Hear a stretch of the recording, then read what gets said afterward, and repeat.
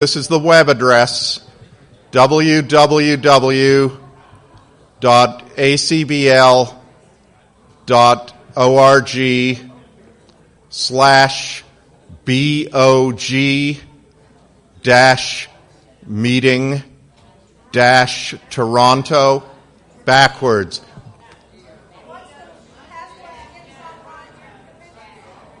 BOD-Toronto-meeting/ ACBL.org/BOD-Toronto-meeting/.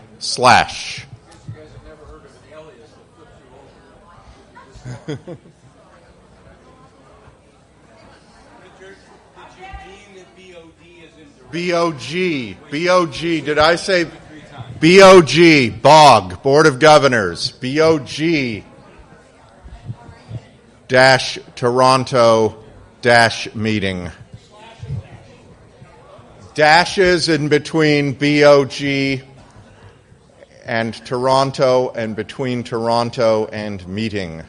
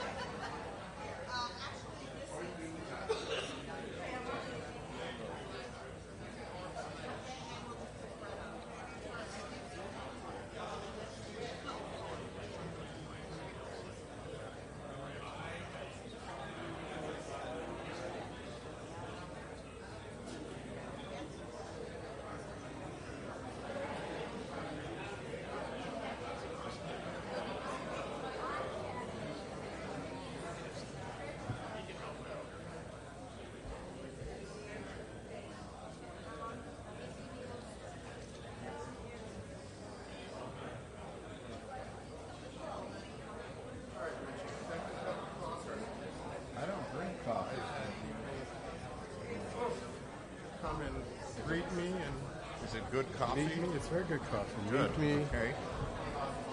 Start telling me their stories. What's our agenda? When am I going to be doing my? You're going to be up very quickly. That's good. We're going to. I have things that will take 5 minutes, and then I'm turning it over to Bob. All right. Well, that'll take. Let's see, about 2 hours. After Bob's done, 2 hours later. Oh God, that'd be fun. Chairman report. Who's the chairman? That's me. Motion to reconsideration. Where do I fit in? Or the CEO? So we're going to have take over and clear the road. Joe ahead of Bob, Linda, Joe, and then you. Where do you want? You're going to be? Should I bring a chair up for Linda? What's the seating order? We probably need another chair up here. Yes. Well, there is another. Oh no, I'm seeing the railing. Next to you, sir. Pardon? Yes, I think so. Okay. Yeah. On your left No hand. pride of order. We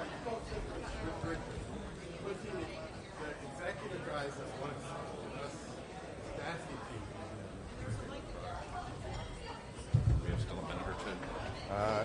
Let me see what my iPad says. 9:58. Not looking too much forward. I may have had the most sleep last night. I know you have the picture thing in there. You were missed. I I wasn't going to be there anyway. I told everybody. I had staff from 11 to midnight.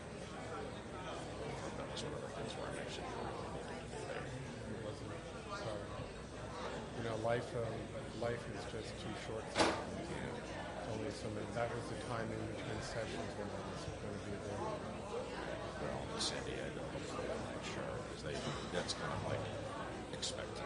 Because they pay like $300 for next time. All right. You know the web They get address. it's an upgraded reception. They're supposed to ACBL.org. get the daily bulletin that they're, under their door. And they're supposed to have Slash like a guarantee up to a certain cutoff date. Yeah, in a host hotel. I think we can And increase that's and improve that. essentially, yeah. I think we should So add it. that's probably going to come up. Is the one my guess is that's not an issue. Is the real perceived problems with host hotels. Good morning, everybody. I'd like to call the meeting to order. I'm going to let it come up instead. 10 o'clock. Could I have everybody's attention? We have a potentially very busy agenda, so we need to move the meeting along as quickly as possible. First of all, I apologize for the problem, and I'm not a techie, so I don't know how it happened. We know that we sent out the email about this meeting in a timely fashion, and a lot of people simply didn't receive it. I don't know why that is.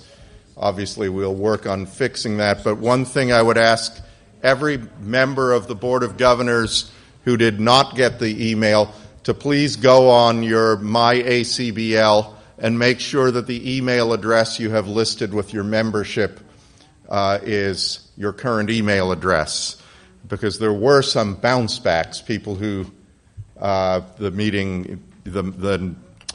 email was sent to and it came back bad email address. Is anybody still having any issues with getting on Wi-Fi here or need any instructions about you're going to in selecting the Wi-Fi? It's called NABC exec. The password is Toronto 2017, all lowercase, and then you're going to the web address acbl.org/bog-toronto-meeting/. If you could ask your neighbors if you still can't get on with those instructions, thank you. I've been asked to mention that we have a Board of Governors forum. I think we have 58 members, so a little less than half the members are on it. If you want to get on the Board of Governors forum, you can create a Bridge Winners account. It's free to do so. And then email Linda Trent, and she'll get you on the list. And I'll have Linda tell you her email address later. Okay, the next thing is, if there are any, we know this is also going to be an ACBL membership meeting. Are there any members of the Board of Governors or proxies who have not yet attended a Board of Governors meeting? If so, could those people please come up to a microphone and introduce yourselves to us? I find it hard to believe that there's nobody in that category. Okay, good. Right. Good morning. My name is Ron Carriere from District 1. I have a proxy today, but I'll be joining you in the following year, I guess. Thank you. Hi, I'm Julie Cohan, District 3. I'm filling in for today's meeting for Betty Cox.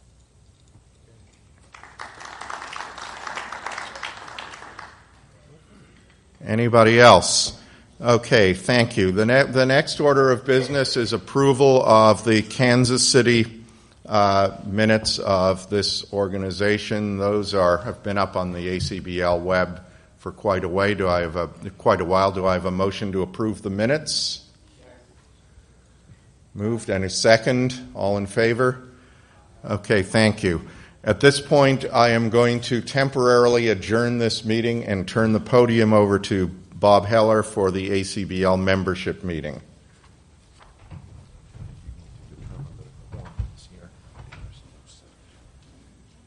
No, it's here.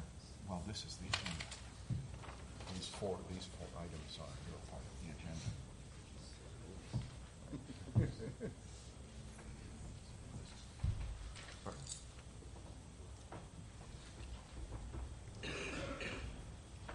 That's only if there's a vote, isn't it? This is not only if there's an item of business.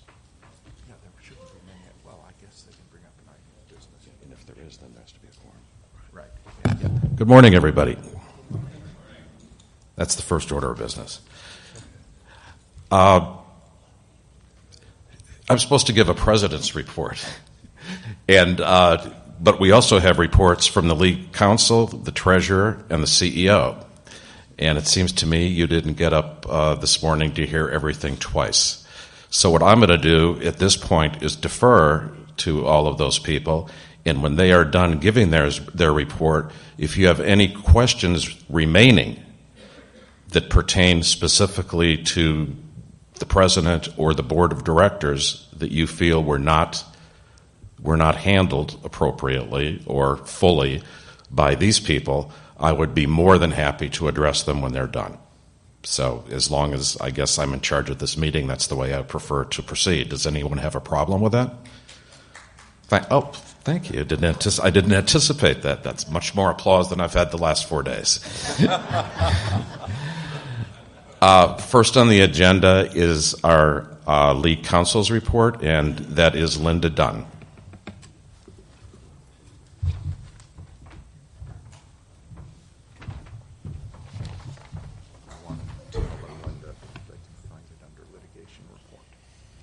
Okay, good morning. I've been told that you can find this report under the caption litigation report. Is it on the website? On the website. Okay. All right. Short and sweet, which is really good for litigation. I'd like to inform you that the Blakely matter is on for argument in the first week of September. We are asking the court to compel Mr. Blakely to enter into binding arbitration with us as required by his membership with the ACBL. The court's decision will probably be rendered by the next time we meet, and if so, I will let you know whether or not we won that motion and we will be going into arbitration or not. The second case is Schreiber versus ACBL Unit 144 and MA Lightman Bridge Club. Nothing has happened on that case since I last reported to you, other than the counsel that was representing these defendants has changed because the first one was elected to Congress, and they're now represented by a new firm. A new item on our litigation docket is a former employee has sued the ACBL for wage and hour claims, seeking overtime for salary tournament directors, as well as personally for himself. He feels that we discriminated against him, and he's asking for damages and reinstatement. The answer is due in a couple of weeks. We're working on that right now. We expect to vigorously defend this lawsuit and do not think his claims have merit. That's pretty much it for the slate. It's really good for us that it's very short. Any questions? If none, I will thank you.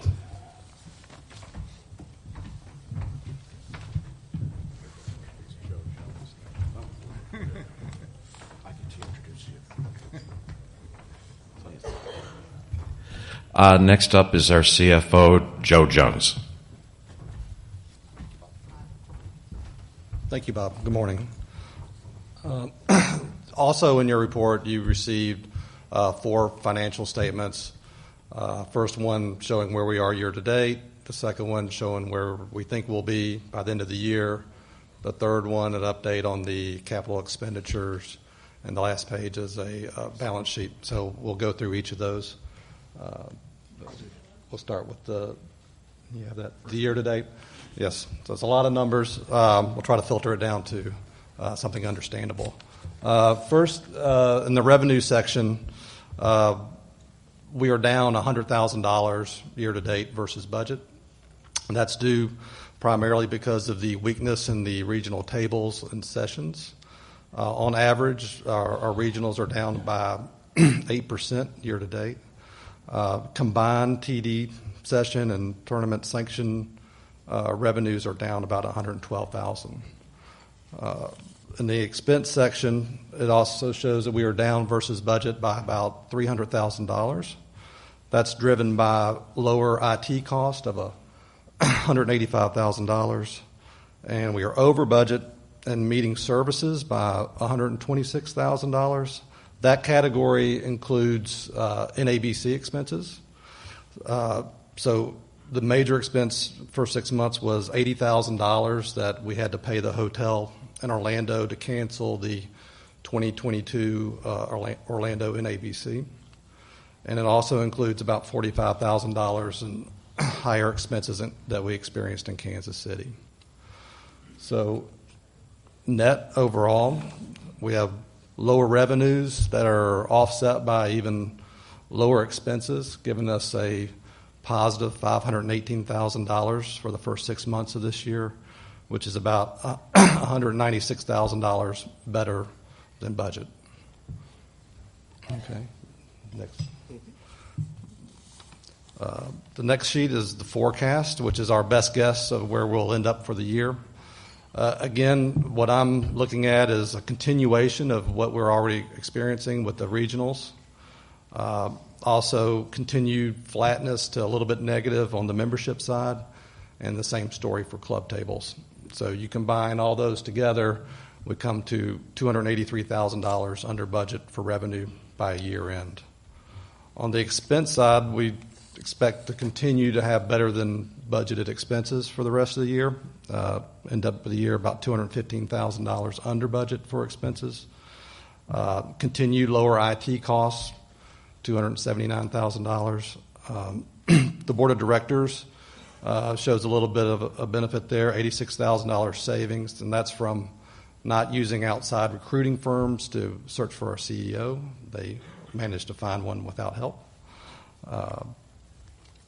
But also, we'll continue to see higher meeting services or NABC costs for the rest of the year, including the $126,000 from Orlando and Kansas City. We expect higher labor costs and higher convention center costs. So both Toronto and San Diego are forecasted to be higher than expected. Executive expenses is also over budget by $170,000. That's due primarily to having two CEOs at the same time, maybe not entitled, but employed by the league.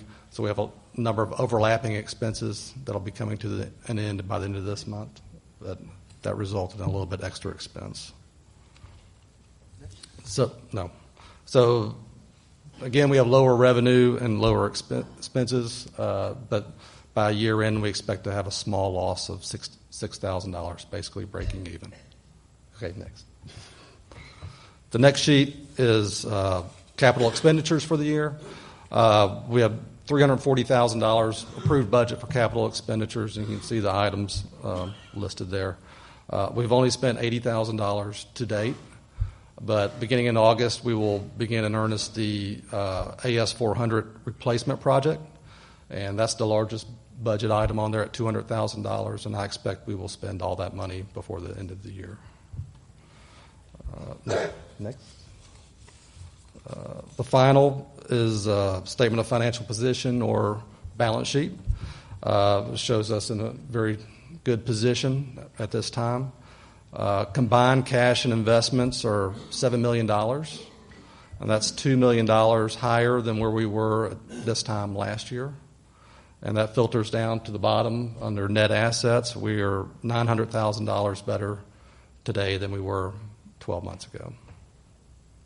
And that's it. Are there any questions?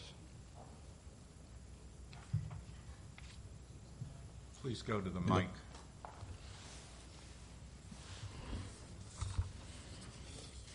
I'm David I'm David Rodney from District 6. Can you explain why the assets went up so much? From last year? Yes. Cash flow, last year we finished strong in the second half of the year, so that's not really shown there. We finished the year better than $500,000 in the positive, and we've continued, as you see, for the first 6 months of this year to have better than budgeted performance. Thank you. Yes. Mm-hmm. Anyone else? Thank you.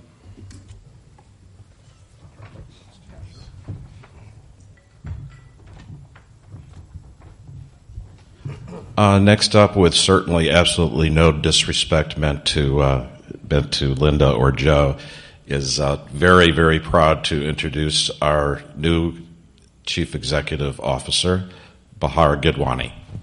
Thank you.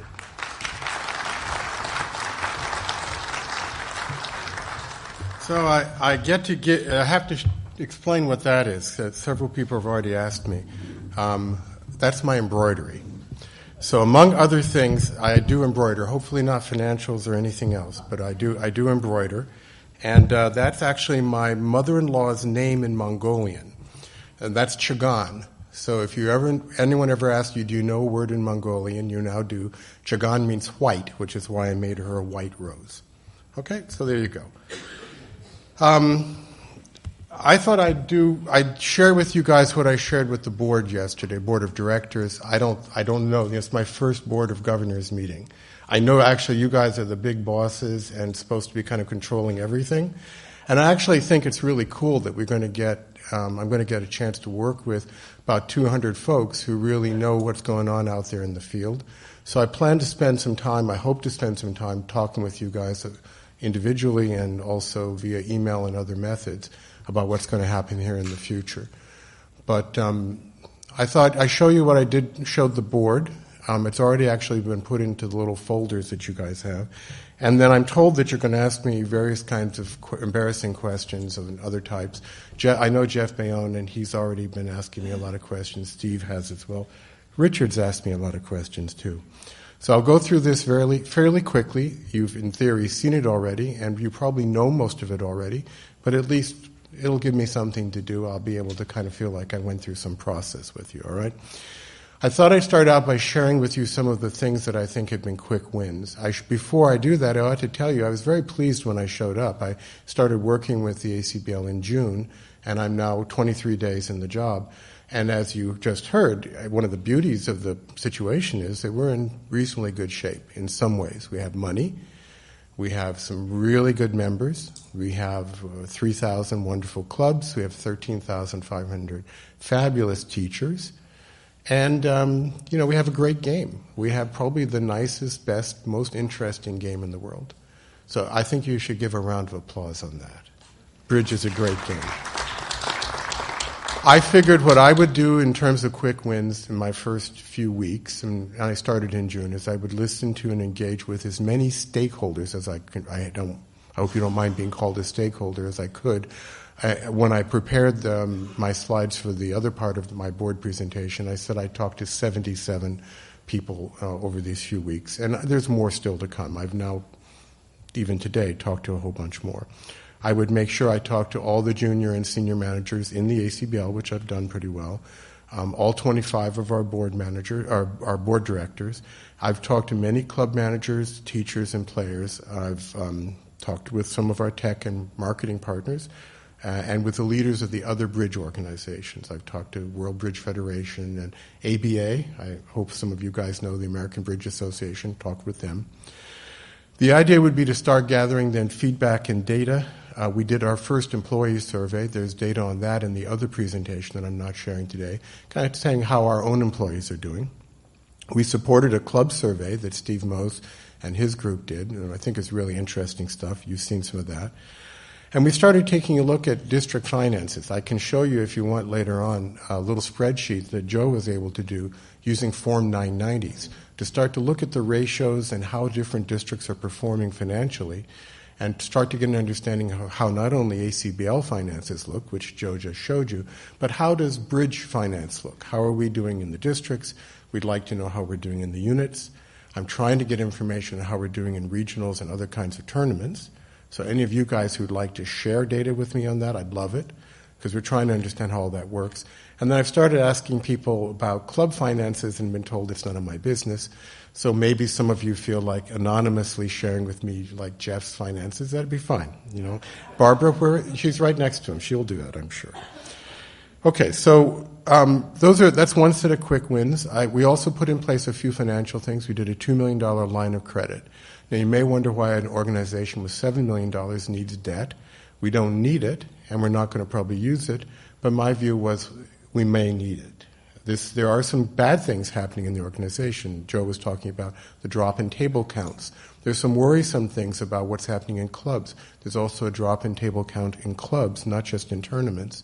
And we know we have an aging population. We're at an average age of 73, and we haven't had any membership growth in 20 years. $2 million line of credit is probably not the stupidest thing in the world, because maybe we need to spend some more money, and let's have it if we need it. No cost to us, and it does ensure us financial flexibility. We're going to go through some things about enhancing our investment returns. When you have $7 million, you want to make as much money out of it as you can. We had been paying a financial advisor to help us with this. That meant we were paying them a fee. That meant they were putting the investments into their own types of instruments. I suspect many of you guys are really good at managing money. As I've talked to bridge players, an awful lot of them seem to be very good financial types. And many of you also are reasonably tight with your own money. We might as well get rid of 0.5% or even more of fees and try to keep more of the money ourselves so we can spend it on other things. So we'll get rid of the fees, probably at least $20,000, maybe it could be $50,000 a year, maybe it could be more of improvement. We're going to do an environmental audit on Horn Lake. We want to cut the use down there in our headquarters. Nice thing about doing that is not only it cuts our costs, but we want to be sure that we're a good citizen in our community. And then you heard already about buying and installing a CRM. This is something my predecessor, Robert Hartman, had been working on for quite a while. Lucky me, I get to benefit from all the good work he's been doing. And we're already in pretty good shape on figuring out what we wanted to do. We're now going to go ahead and do it. This will help us track and market. We'll be able to track people as they come into the ACBL. We'll be able even to track prospects who haven't yet joined the ACBL, and we hope that we can improve marketing of those people for clubs and for districts. It also, interestingly, it helps us upgrade our accounting system.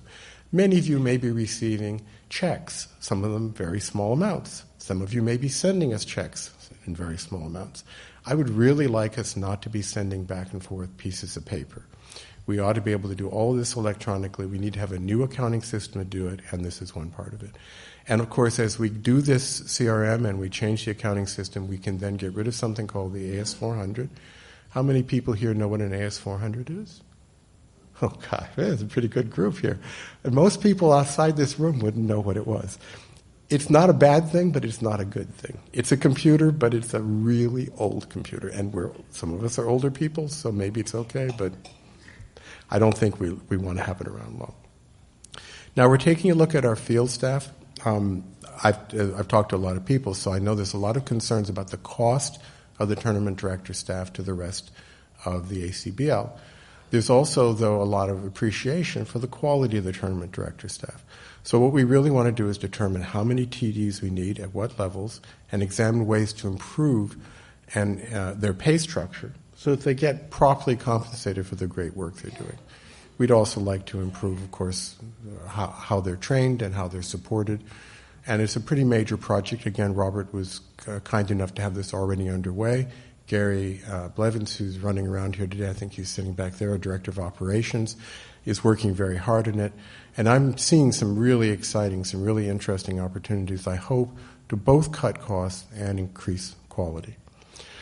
So what happens next? That's kind of a little bit past, right? Because that's all stuff that I was fortunate enough to find either in going on or that could be done quickly. We need to look forward, I think, and see what our strengths, our weaknesses, and our opportunities are. And then I think we also have to be very honest among ourselves about what the threats are. They call that a SWOT analysis. So, gosh, I really look and feel, sound like I have some kind of management geeky type person. So I apologize for that. I did go to Harvard Business School, but I hope I've lived long enough outside of Harvard Business School to not be wedded to a whole bunch of cute acronyms.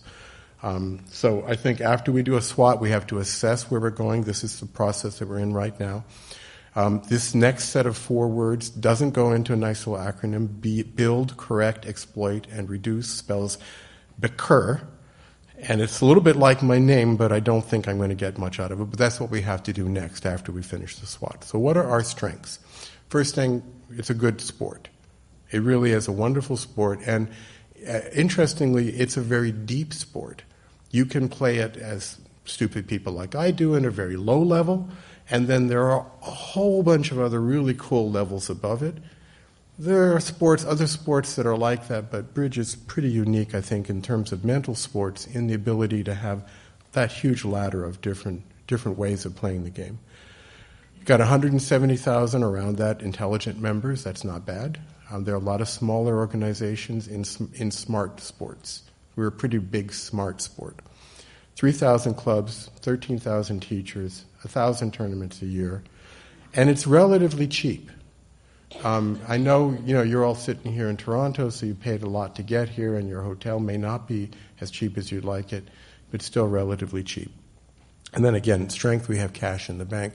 If we want to do stuff, if we need to do stuff, we can afford to do it right now. And we made $500,000 in the first half of this year. We should probably have made 0, and maybe the second half we'll lose $500,000 because we really need to invest in the sport, but at least we can do it. Okay, weaknesses. You could definitely add to my list, I'm sure. I've learned already that bridge players are very good at thinking about weaknesses, especially if they're partnering with me and they're telling me what I should have done. So people who try bridge don't stick with it, and I think that's probably our biggest weakness right now. We are exposing thousands, tens of thousands of people each year to bridge in one way or another, if only because when we come back from Toronto, we're going to tell them what a wonderful time we had. And they're going to say, what were you doing playing bridge? And they're going to say, what's that? So we're exposing thousands of people to it. They might try it. They don't stick with it. There are stakeholders with different needs and interests. I went through 4 days' worth of board meetings. We spent a tremendous amount of time on some issues with World Bridge and some issues with tournaments that are really important and that matter to a lot of people. We spent some time on clubs.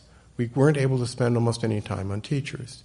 And we didn't spend probably as much time as we might have about what the average ordinary person on the street is doing in bridge.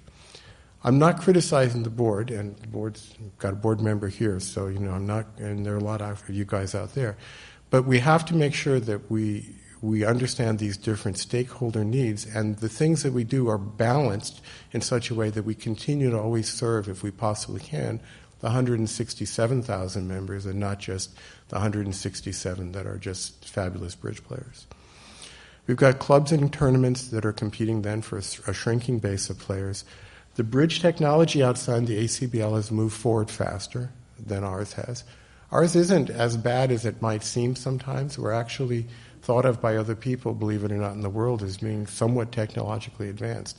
I don't really understand it. I'm not going to argue with them. We have pride. We're going to say that we're fabulous, but we know, improve it. And then there's some clubs, districts, and units that are losing money. And I don't know how much you've heard about that, but I think in terms of a weakness, if you've got groups of people in bridge that are losing money, that's a serious weakness for all of us. If one group has trouble, it's going to make the other people worried about the rest of us having trouble. We're all in this together. So opportunities. Online bridge is actually an opportunity. You think about it, hundreds of thousands of people playing online bridge around the world, that's got to be an opportunity. It's attractive, and it's getting people to play bridge. We've got to like that in some way. Thank you. We're all living longer. Maybe 73-year average age isn't quite as bad when we realize that we're all going to be robust and active until we're well over 100. Please. Knock on wood. Okay, and you can play it well at almost any age. There are some nice articles about centenarians who are still kicking butt. So lifetime value of a bridge player is probably pretty high. Once we hook somebody into this thing, it's kind of like running the local crack den. I mean, the people show up, they take a couple doses, and if they come back, you're going to keep, you're going to just suck that money right out of them. So that's good. I don't know, we've thought about it that way. I think sometimes we're afraid to spend $5, even knowing that we as a group, as a whole, might make $500. So we've got to figure out ways in which if we're going to spend $5, we spend it from the right pocket, and we've got to make sure the $500 gets spread around to all the pockets that put in the $5. You don't want $5 to come out of one pocket and nothing to go back into that pocket. Okay, and then there's a lot of new technology that's making bridge more accessible. Unfortunately, the first threat seems to be also that online bridge is attractive to many players. So we have this lovely opportunity, but then everybody freaks out about the threat aspect of it. And there's a thing, threat mode or whatever, where people freeze up. I've seen that at the bridge table. You don't want to freeze up in the face of threats. Average member age, we don't want it to keep increasing. There's an ambiance problem. This has been a gorgeous tournament, by the way. And can I have a round of applause for how well they've done? Yeah. Really cool, right? Okay. So now we have the template or the model, but think about the other tournaments you've been to in the last 2 years, and there must be at least one where you just kind of wondered about, how much would the parking cost and how far would it be to get to the place? And then you've got stakeholders, unfortunately, who dislike and distrust one another. And there was some, again, we know about that. So how do we build on this? We need to get more benefit from the recruitment activities that we're seeing in clubs and teachers. So all these people come in who are exposed to bridge and then walk out and don't play. We've got to do something about getting them to actually stay with bridge. You guys all know, many of you are smart business people. If you show somebody something a couple times and you give them a bad impression, you've just lost them as a customer forever. We don't want that to happen. They've got to come in and have a great impression, and they've got to know we want them to come back and remain a customer. Got to promote and prove the value of bridge. It's interesting. I believe in it. I assume all of you guys believe in it. But if somebody asked you to enumerate for them the 3 things that bridge will do for you, we know, of course, looking at this audience, it makes everybody handsome and beautiful, but it doesn't make them rich. So there got to be 2 other things besides handsome and beautiful that we could tell people bridge will do for them. We haven't branded it well. We haven't communicated it well. It's not a sexy-looking Coke bottle that you grab in the middle and you know what to do with it. Feedback between players, clubs, and headquarters. Many people seem to think that because Horn Lake, Mississippi is a little bit remote, that it is actually mentally remote and doesn't care. I don't think it's true, but that's been the impression, and we have to fix that. And then there's a lot of learning and sharing that's going on in all the different parts of bridge. As I've talked to people about it, everyone's had a really great innovative idea. Many of them have more than one. I have more than 315 ideas now on my list of ideas, and they all came from other people. So there are plenty of ideas out there, plenty of interesting things to test or try, but we haven't necessarily been doing a good job of exchanging them. So how do we correct things? We have to attract the new members, make them feel wanted, simplified lower-level bridge. This is something that didn't seem to me to be well enough understood, but lower-level bridge cannot be as complicated as some people would like to make it. You cannot have 5 different types of convention cards and 53,000 conventions and then call a director on somebody every time they do something and have them think it's a good game. So we've got to figure out how to fix that. We have to share value. We have to upgrade technology. And then we have to increase transparency and trust. That means then that we need to collaborate with Online Bridge, develop new players for everybody. I think we have to express the benefits of bridge differently to different segments. It's been a one-size-fit-all kind of thing on bridge, and in fact, there are different kinds of bridge players who play for different reasons. There are some bridge players, I think, who would love to come to the club and meet their future spouse. Have we reached out to them and said bridge is love? It could be for the right person, and I don't know we've done that. We have to spend money to fix problems now. So we can't necessarily say that we can't lose money on this and make money on that and it's okay. There's been kind of a tendency, I think, to feel like, oh my gosh, we're losing $5,000 on this. That's a disaster. If we then make $50,000 in something else, It's okay to lose $5,000 in something for a while. We're going to make it somewhere else. And then I think we have to use our media better, both print and electronic, to tell the story. I love the story in today's bulletin about the new players who came.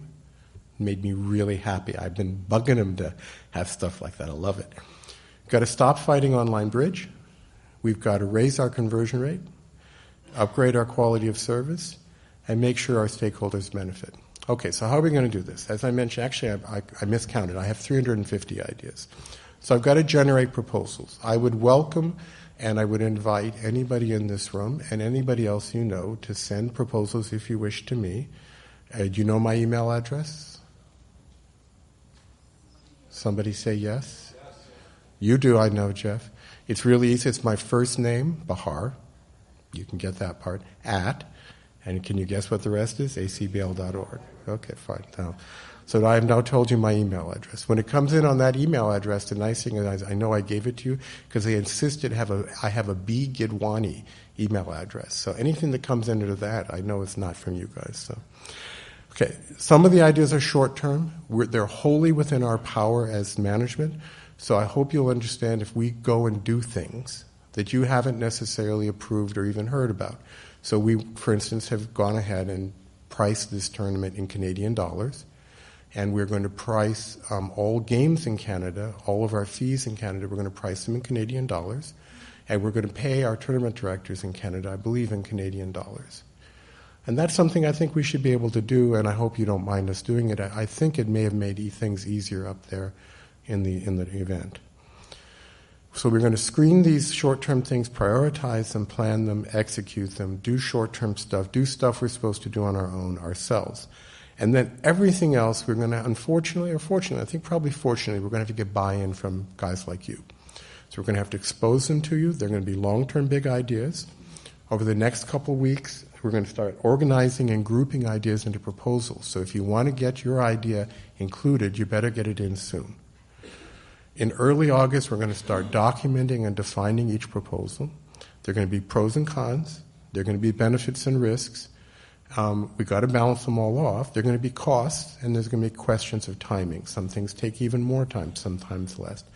And then there's who should be involved. I didn't put on in here, but there's who gets hurt, who gets helped. We have to do the right thing, and one of the things I believe you all are willing to do is, if it's necessary to slightly gore your own ox in order to feed the village, you would be willing to do it. There's books about this, stone soup. I mean, some of them are pretty banal, but you get the idea. Everyone may have to make some sacrifices, but we as a whole will benefit. We're going to share the drafts with the identifier stakeholder groups. There's a lot of them.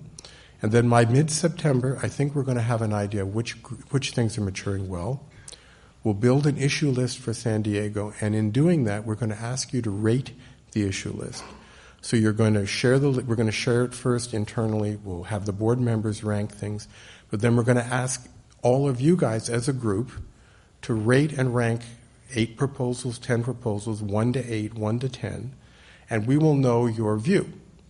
And when we go to have a meeting in San Diego about this with the board will actually know that the Board of Governors thinks that this is the most important thing in the world. Even though they may not, they will actually be able to see what you guys are thinking. And we'll share the aggregated rating with the board. Everything will be done essentially anonymously, so the fact that one of you says you like it and the other one that you hate it, we're not going to out you among yourselves. We're going to treat you as an aggregate. I hope you think that's fair. It's seemed to me to be a better way of doing it than to encourage discord among you, although, maybe there's some fun in that. So in San Diego, then we provide, the board will give us time, I think, for reviewing our proposals. The board will agree that we can move ahead on some of those proposals. We'll tell you what the board says, and then we'll try to share with you their reasons for deciding things. They actually, I know this may seem absurd, but they actually generally have reasons. I've been with them a number of days. They're pretty reasonable people. They're thinking, they're working hard. But we're going to try to provide them with a broader set of things to think about rather than a narrow one. And then once we get going on this, the way we'll have to do it in most cases to implement it is we're going to need to have committees, groups to supervise us. So if we want to do something radically different in the future, and I'm not even going to mention it because I could get shouted at by certain people, but if we're going to do something radically different in the future, like cut back the number of tournaments from 1,000 to 300, let's say, although I didn't even mention that, but just for example, if we were going to do something like that, that's a radical change. We would have to be supervised in that. We would propose it, the board might agree on it, you might think it's a great idea, you might hate it. We'd have to figure out the financing of it, how do units get enough money if there are fewer tournaments, maybe they need to be longer tournaments, maybe there needs to be more attendance, maybe we have to have more stacks to make up for it. And then the stacks, maybe we get the units more money. There are ways to do this, right? So let's say that we decide to do something radical like that. We have to be supervised. We're going to need to have some of you guys on committees looking at different aspects of this and actually guiding us through the process so we don't screw it up. So in summary then, we've got, I think, a fairly good organization, a lot of good things going on, a lot of nice people. One of the things I've discovered is that there are a tremendous number of really nice, well-meaning, hard-working, intelligent people. So I think that's good. We've got a lot of stuff ahead of us if we want to make changes, and some of the changes may be very controversial, and some of them might actually screw things up. Let's try to have as few things screw stuff up as possible, as many really good new ideas as possible, and let's see if we can have maybe a period of moving forward, consciously moving forward, that might result in another 20 or 30,000 members. I'm not going to set a specific numeric goal if I can possibly help it. But we can't stay, I think, at 167,000 members for the next 10 years and feel that we've been successful. And I'd like us all to be successful together. Okay, so now I'm told you get to ask me lots of questions. Is it true? Am I? I didn't know that. I'm sorry.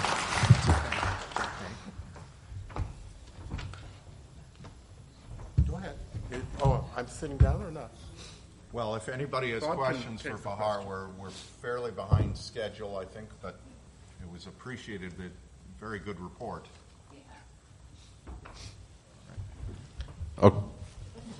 Okay. Anybody have any questions that relate to the board of directors or myself? Wonderful. I just want to. Just quickly, a very quick request. Bahar, could you please post your slides to the website so that we could share them more broadly? It's already there. Thank you. That's why nobody had any questions, because they've already seen it before. Wonderful. Did anybody fall asleep? No. Okay, good. I'm good. I'm doing well. This man is frequently ahead of the game. He really hit the ground running. Anyway, thank you for your attention to this, and feel free to ask questions after the meeting to anybody you've heard from. I guess I should ask for a motion to adjourn the membership meeting. Okay. All in favor? Okay. Thank you. Okay, the Board of Governors meeting is resumed. We're going to do my report on what happened at the Board of Directors meeting next. There is This report is under BOG Excerpts Toronto, the last item. Okay, so the first thing that the board did, which is on the first page of the report, is, as was mentioned, the league spent $80,000 to get out of the contract for the 2022 Fall Nationals in Orlando. Orlando is generally not a popular site at the Swan and Dolphin. This was way under what the contract actually called for buying out, and the good stuff had actually been front-loaded in the 2016 contract.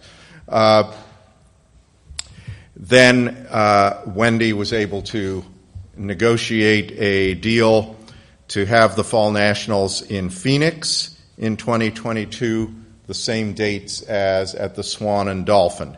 Now, everybody's going to remember that there was a lot of discussion about moving the fall NABCs off Thanksgiving, which was not done in this case because the room rate for the Thanksgiving Day period is $179 a night.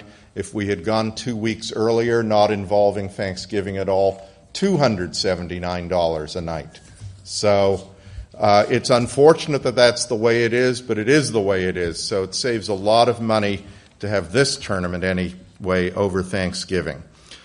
172-02, we're just codifying some changes to the Anti-Cheating Commission. I'm going to skip over some of them. 172-24 was already alluded to. The Board of Directors approved the bank line of credit, which cost the league absolutely nothing, and was indicated it's not expected that the bank line of credit will actually be used, but it's sort of a no-cost addition to what the league has. 172-18, relocation and rescheduling of Board of Directors meetings. There was a motion to meet just twice a year, once at the summer NABC and once in January near ACBL headquarters. This motion failed. The next item, 172-20, is just this motion also failed.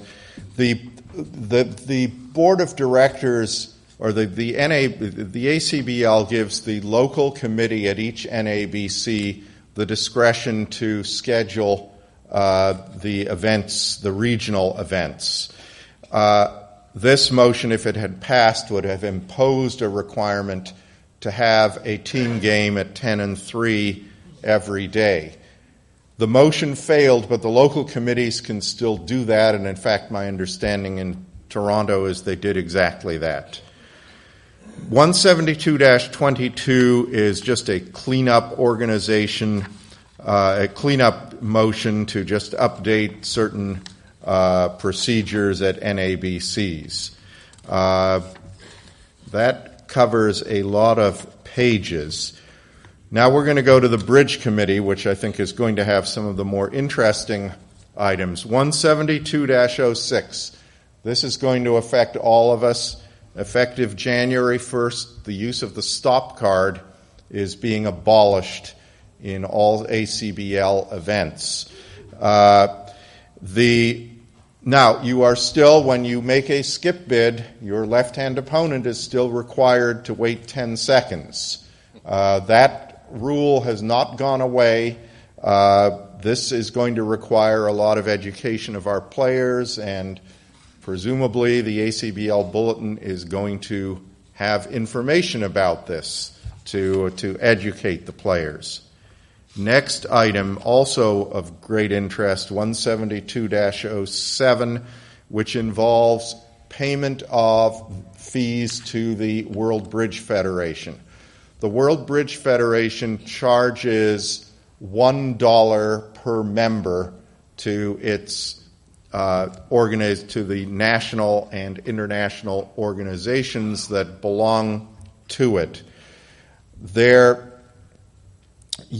Every year, almost every year, at the Board of Directors, there has been a motion to not pay the World Bridge Federation. Those motions have never passed, but those motions have been made. And after consultation with the U.S. Bridge Federation and the Canadian Bridge Federation, and I don't know what the involvement of the Mexican Bridge Federation, but it was also discussed. It's a rather small organization.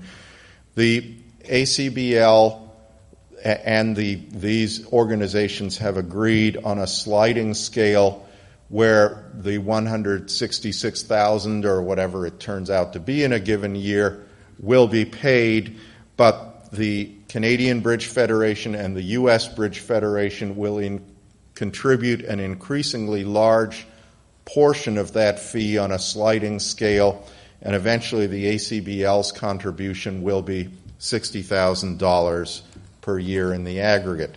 Left out, not included in this motion, and something that will presumably be considered in the future, is consideration of whether governance will change. Currently, the ACBL board elects the 5 representatives that Zone 2, which is North America, has on the World Bridge Federation board. That is going to be the subject potentially of future meetings. No changes were made there.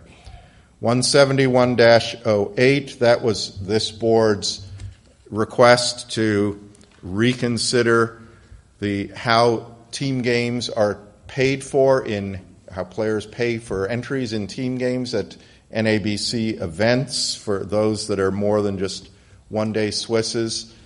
The Board of Governors asked that the Board of Directors reconsider the extra charge per player per session. The Board of Directors, unfortunately, did not agree with this, and this will remain the same. 172-09, if you run a club game and you run a teaching club game for players with 20 or fewer master points, and let's say you teach a lesson about no-trump opening bids or no-trump opening bids and responses to them, and then you run a little mini-game following your lesson. In the past, if you did that, if you set up the hands so people would definitely have no-trump opening bids, that you couldn't award master points. Now you can award a limited number of master points in such a game with set-up hands. 172.10, as we probably all know, the laws of duplicate bridge changed in 2017 as they change every year. The league simply had to adopt certain options as to how we're running certain options under the law. This is basically unchanged. And day-long robot tournaments, you can now have up to you can have 12 board robot tournaments once a day on BBO or any other provider that the ACBL might contract with in the future. Okay, now the other major change is that the Code of Disciplinary Regulations was completely rewritten. Georgia, I'm not going to be able to begin to try to explain the rewrite, but Georgia Heth, who chaired the committee that did that, is coming up, and I'm calling on her to give a brief explanation of what those changes were. Thank you, Georgia. The rewrite was done by league counsel Linda Dunn, Sabrina Goley, the disciplinary coordinator, and myself. The process was simplified. We hopefully clarified it. There will be new diagrams coming out to help people running committees. The only hearings will be a pre-hearing conference and the actual hearing. There will be no motion practice. Appeals must have a factual basis when they're requested rather than just citing the language of the appeal. Complainants and hearing committees are no longer parties to the appeal. The CDR is not a personal grievance procedure. Our CDR is the workings of a membership organization to determine the rights of its members. It's not like a court of law where you can sue someone else. You have to go to the charging party who will decide whether or not to bring charges.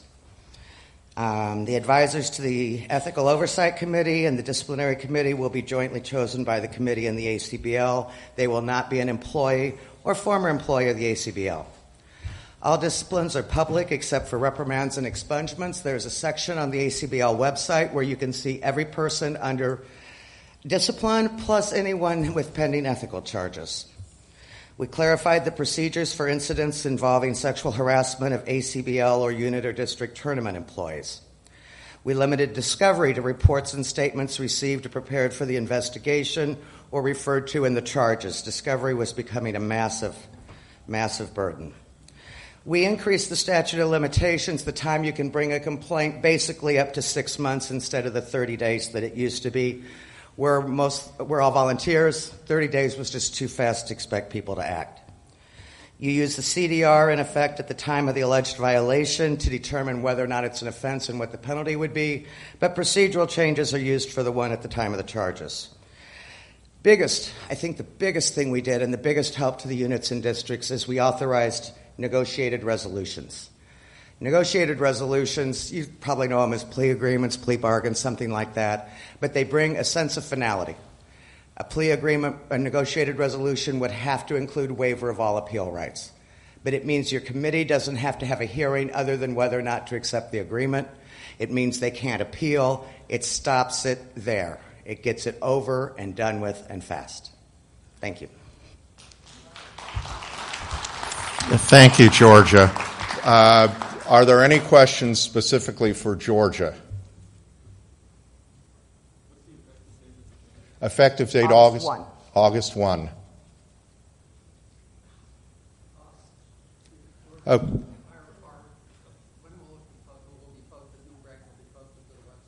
Yeah, that's given us time to get them up on the website. We're going to ask for comments to be sent in.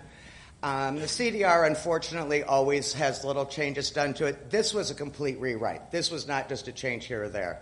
But if you do come across things you don't like, send your comments to Sabrina Goley, the disciplinary coordinator, and anytime we decide to review the CDR, we will look at the comments that have been sent in.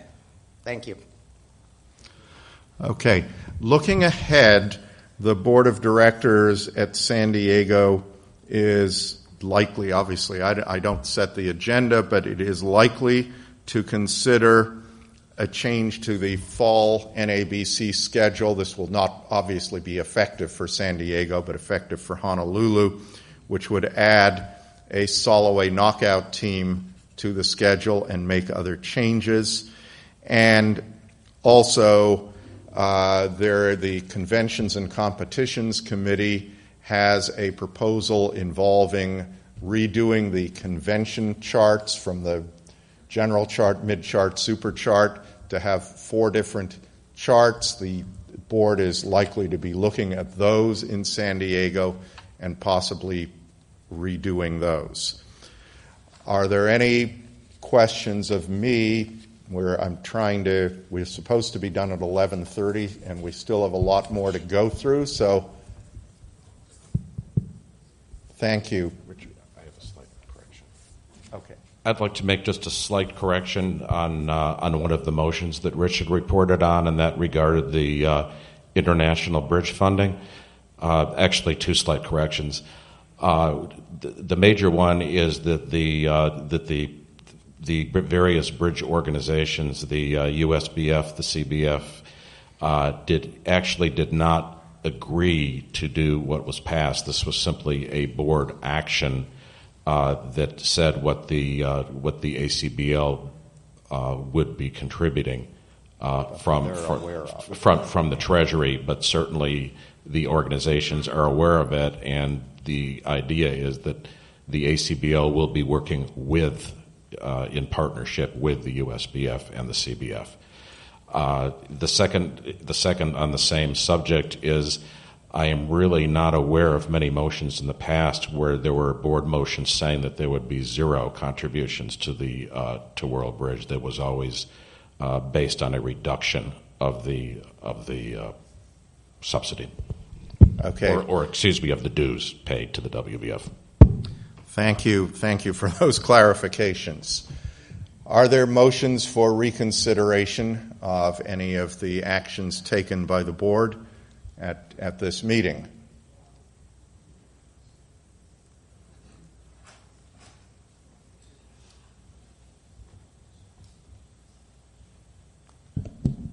Rich DiMartino, District 25. Sorry. I'm quite concerned about the motion on the WBF. We've talked about that here in this meeting several times. About 5 years ago, we took a vote in this meeting where a presentation was made, and this group voted, if I recall the vote, it was 45-8, not to change. I know there's been a small group who've been very interested in changing this, but I think it's short-sighted. World Bridge, and by the way, even though I have a lot of master points, I don't gain 1 penny from this. I don't ever expect to be good enough to play in the World Championship, so I'm not speaking for myself.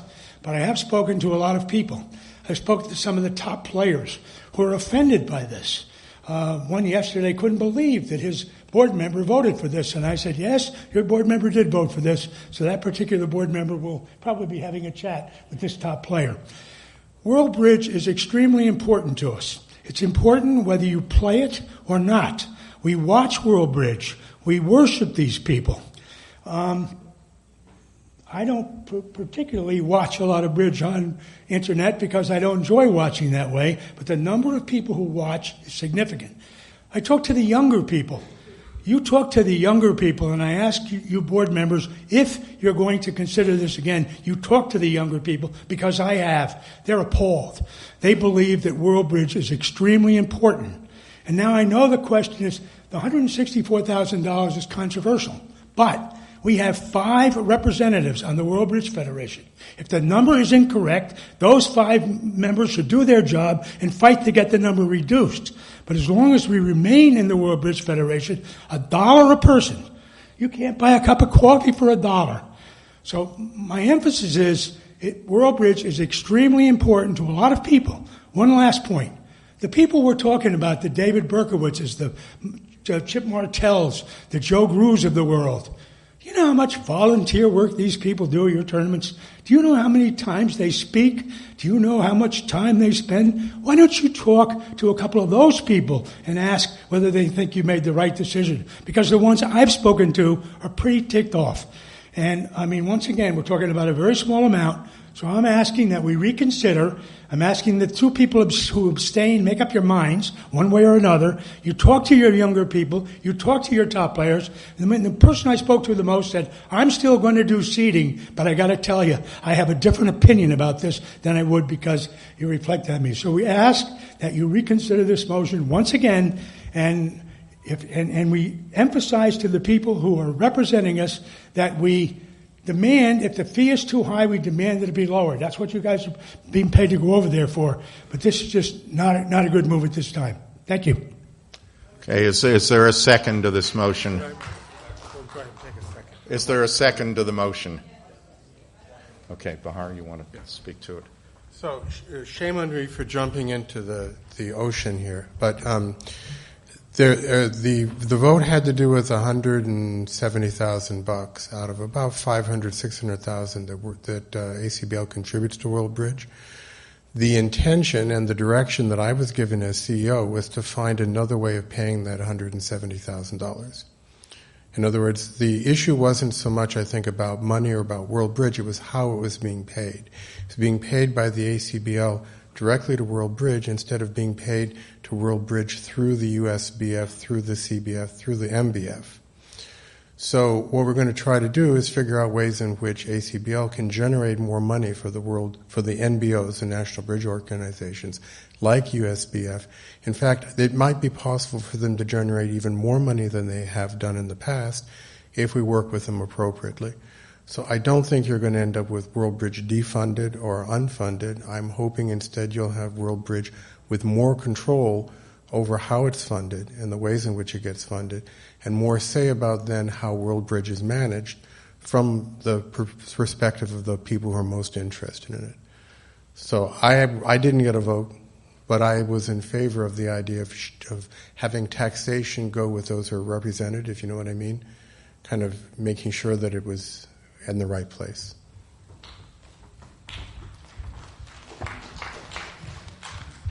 Okay, do we have other people? I think we did. Other people who want to speak to or... There's a motion on the floor. Yes. This is to speak to or for this motion. This is a question to Bahar. Yeah. Bahar, you mentioned, I believe, that we spend $500,000 on World Bridge. And we know that that is good publicity. We know that it's high-level bridge. We know that it's very popular. We also know that it serves a very small number of people. The question I have is, do we spend similar amounts of money on club owners and teachers who are on the front line of establishing new members for our organization? And if not, maybe it's right for us to consider this change in direction that the board has approved. Thank you. So, You left out Youth Bridge, and you left out charity. Okay, we do have one of the ways of funding World Bridge has been through the international games, which you're all familiar with, and the Plus games, where there's an extra $1.50 added onto certain sessions. So there have been some very direct ways of funding World Bridge that actually, when you go to the international game, guess what? That's why you're paying a higher fee. So there have been direct ways. There's also been these indirect ways, and I think the indirect has just rubbed people wrong. If you go to the teaching side, you go to some of these other things, I think, again, what we need to do is find ways of raising money that's fairly directly associated with the activity and giving that money back to the activity to have it grow. So you want to shorten the feedback loops and make there be more opportunities for when people teach for them to get more money from the benefit they're creating. And right now, when people teach, a lot of the benefit goes to the ACBL and doesn't necessarily go back to the teachers other than through their teaching fees. With regard to the CBF, or the World Bridge Federation, the motion does not say all of the things that you've suggested there, and I think the motion itself should be rescinded. Okay. And does anybody else wish to speak on this topic? I know we have a big agenda, so please don't be repetitive in anything you say. The motion on the floor to ask the rescinding of this or the reconsideration. I think we should reconsider it like Rich did, but also I think that right now the delegates' expenses are all paid by the WBF. I think that in reducing the fees, we should get more control over our delegates, but not letting them be divided in their interests. The expenses should be paid by the ACBL, not by the WBF. Thank you. Okay. Does anybody else have anything to say on this motion for reconsideration? All right. If those in favor of asking that the board reconsider this item on the contributions to the WBF, please raise your green paddles if you want this item reconsidered. I don't have my... Robert usually used to do a great job of counting. I'm not good at this.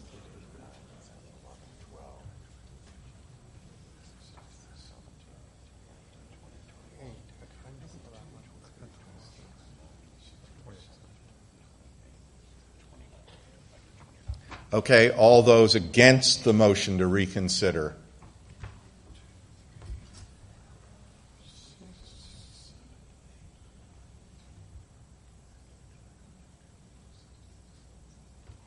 Close.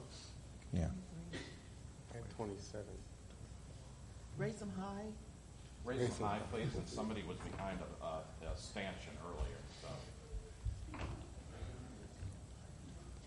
26. Yeah, okay, motion passes.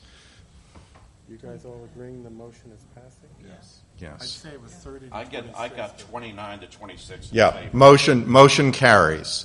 So this will be reconsidered at the next meeting. Any other motions for reconsideration? This is related to this issue. Do I understand that the Board of Directors has passed that the expenses will go, or the fees will go to, I'm sorry, Joanne Sprung, District 17.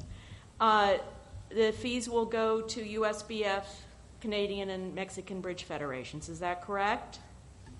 But the representatives will still, at this moment, be members of the Board of Directors. Yes, that is correct. Not that they will be members of the Board of Directors. They would be selected by the Board of Directors. That's right. That was discussed, that should be considered also, but no change has yet been made in that aspect of it. I'd like to make a motion that that's out of order. Okay. So that I have to you wait can do. Till the new business. Yes. Okay. Thank you. Any other motions for reconsideration? Okay.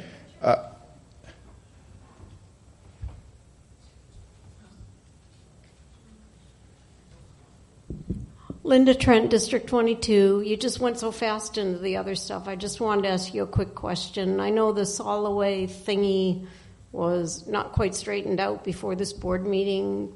Do you happen to know if Jeff came and has that settled out anywhere, the fall national schedule? Do you have any information or just... The fall national schedule for San Diego will be as is published. It's unchanged. For Honolulu, that'll be considered at the next meeting. Okay, thanks. Okay. We're going to go to old business. Under old business, we have a report on the Educational Foundation. In the interests of time, Jay, if you could make that as fast as possible, I would appreciate it. I call on Jay Whipple. Thank you. The ACBL Educational Foundation met again here in Toronto. We had a chance to have in the audience Bahar and also Bob Heller. And we have affirmed our commitment with a partnership with the ACBL, aligning our efforts to theirs. We are working on continuing our initiatives to help fund innovative ideas that help bring new players to bridge. And we have identified a target emphasis on collegiate bridge.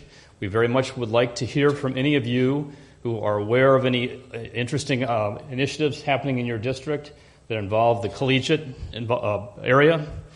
And we also are particularly committed to increasing significantly our investment in bringing in new players. So we want to raise the amount of money that we're spending, and we want to raise the amount of money that we're bringing in to cover that. But we want to be aggressive about looking at long-term markets that can bring new players into bridge. Okay, and I would echo that, and we will probably try to form a committee of Board of Governors members who are interested in this topic to work with the Educational Foundation. Okay, we're now going to move on to new business, which will include motions. I'm going to ask David Lodge to introduce his motion first. Then we'll go through Steve Moses' motions, and then we'll go to yours, Joanne, or any others that are that people wish to present. Good morning. David Lodge, District 22, and this item is on your agenda, action item for management, creating a working group. I can synthesize the motion in the following way. This is to provide a means by which tournament managers and tournament chairs can be more informed and meet with the DICs and agree on scheduling prior to the finalization of that scheduling, so that unnecessary director sessions don't occur at regionals and sectionals, some of which may be determined as the event is going on, but by then it's too late. So there needs to be a cooperation between the DIC and the Tournament Planning Committee. I'm sure that this is not universally applicable to all of us, because many of you have great relationships. I think we all have great relationships with the DIC, but the DICs tend to get somewhat of a proprietary sense about these tournaments because they've been running them so long and they think they know what's going on. So they'll go ahead with their planning and make decisions, and in some cases those decisions turn out to be not in the best interest of the actual tournament. There is a tournament task force that your president created, and it's run by Margot Heller, and we've been meeting this entire year and discussing the downturn in tournament attendance. So this is one of the elements of tournament attendance downturns. There's the financial impact on all of us. So it basically is, the motion is to create a working group staffed by members of volunteers, members of the board, etc. Two things: to codify the planning process, and it also includes an element whereby tournament people, tournament volunteers, the manager will have access to tourney tracks to determine in advance what is going on. Does anyone wish to speak to this motion? First of all, a second. I'm sorry. Okay, we have a second. Kevin Wilson, District 7. I ask for your support for this motion. Not only does it do exactly what David said, but hopefully the idea is also to create a best practices for tournament chair people. The idea, sometimes we have new people that do it and they're not exactly sure what they should be doing. We might be able to help them establish a timeline for negotiating, not only with the director in charge, but with the hotels or other things. And we should help them by creating a best practices and a timeline also for when they need to have certain tasks done. I think this is a fantastic idea, and I ask for your support.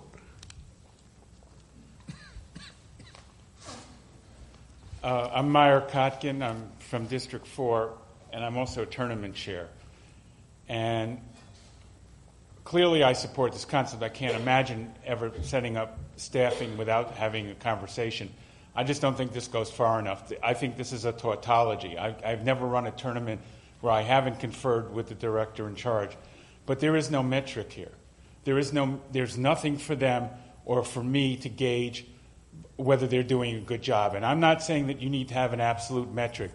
Setting up how many tables per tournament set per director has to do with the floor space. It has to do with the openness of the rooms.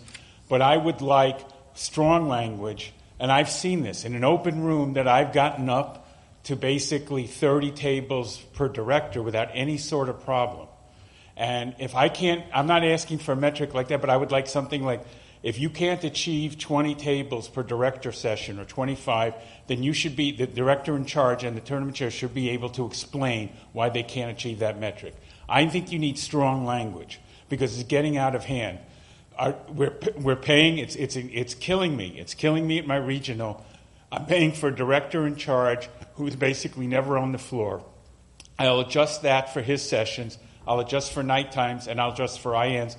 And I could easily be achieving 20 or 25, whereas they're still shooting for basically 15 or 16 tables at the director session. I think we should put language in specifically that gives them. It's not something you have to hold over them, but they have to have an explanation why they can't achieve a reasonable metric. And I just think you have to be strong. We have to be strong about this, because if we don't have something to shoot to, and that they can explain the deviation from, I don't think anything will be effective. Okay, David, do you want to accept a friendly amendment to this, or along Meyer's lines it would have to be written up? Or Meyer, do you want to make a separate motion on that? Well, in all respect, I think Meyer's comments are absolutely right on. I don't think we need it as an amendment to the motion, because the motion is to create a working group. I think the working group will take Meyer's comments under consideration, and they will make a determination of the appropriateness of specific metrics, guidelines, etc. So the motion is to create the working group. Okay, does anybody else wish to speak on this motion? If not, I'll call the question. Raise your green paddles if you're in favor of this motion. I'm just going to ask for against to see if there's anyone against. Right. Any against? Motion carries. One against? One against? Okay. All right, we're going to now call on Steve Mose to give. Steve has been doing, and his committee, Steve can name all the members, but Steve and his committee have done wonderful work on our relationship with clubs. Steve is going to present a brief report and then has various motions, one unrelated to that and the others related to that issue. So please go ahead, Steve. Well, thank you very much, Richard. Hi, everybody. My name is Steve Mose, District 11, and I'm very proud to represent the Committee for Teachers and Club Managers. And so you know who we are. Rich Carl, Joyce Penn, Steve Gaynor, Judy Elbogen, Jeff Bayonne, Betty Starzik, Barbara Heller, Sam Marks, and Kamal Fergani, who just happens to have a sideline of winning national pair events. So I wish him well today. I hope he comes through in the times edits. I'd like Jeff to come up and join me because I want to give you a thumbnail sketch of the two rather large documents that are on file in your computers right now. We do not have a slideshow. We don't have time to go through the rich detail that's here for you. But I want to pique your interest, and I'm going to ask you to do some homework. And that homework is to go and take a look at what our stakeholders, our teachers, and our club owners are telling us. The message is powerful, and I think it's also chilling at the same time. So here, top lines, very quickly. Teachers and club owners' overall experience is sound. They rated it 2.6 on a 4-point scale. 2.8 would be the equivalent of the brand rating for Tide detergent, the market leader in North America. So not bad result. ACBL Management Daily Operations serves teachers and club owners well. Their rating was equally high. Board of Directors, not so much. They rated below good, so between fair and good. They're out of touch, aloof, and lack meaningful communication and opportunities for input. We need to fix that. Board of Governors, who the hell are they? Wait a minute. No, I answered that question already. You already asked me about them under Board of Directors, right? Lots of confusion. We're not understood. And guess why? We're not doing the work. We're not doing the work to connect. We got to get out and represent, folks. We're the grassroots. We need to do that. That's the takeaway from this. Units and districts vary greatly in their engagement and support, from everywhere open warfare to fabulous support. And what that means is we have inconsistent brand equity in the ACBL ecosystem. That has to change. Every teacher, every club owner should feel supported by units and districts everywhere in the ACBL, and it should be a high level of support and excellence. And finally, if I use the word ecosystem or network, I hope you understand that I'm talking about the relationship among the Board of Governors, the Board of Directors, ACBL headquarters, teachers, club owners, all of the important stakeholders with members who play and with prospects who want to play. That relationship today is largely disjointed, and because it's disjointed, we're not getting the power out of what all of us bring to the table. We are more likely to have 3,000 club owners, each devising their own way to attract new people, and spending more time on trying to figure that out than taking a prospect list that's centrally generated and working on engaging those folks and pulling them in where they really want to be. Look, the data screams at me that we are in the business of fun and we are a people business, and what we hate the most is that we don't have support. We're fighting to get the resources we need. It's too hard to find new people, and damn it, I hate angry, arrogant players. They just spoil my day. Okay? It's all here. It really is. But what I want to do is I want to turn the microphone over to Jeff, because I think he, better than I, can give you a sense for the voice of the people in this. Hi, I'm Jeff Bayonne, District 24. I'm the Jeff that Bahar referenced several times. I'm surprised that there are 350 suggestions that Bahar has, because I personally think I've given him 400.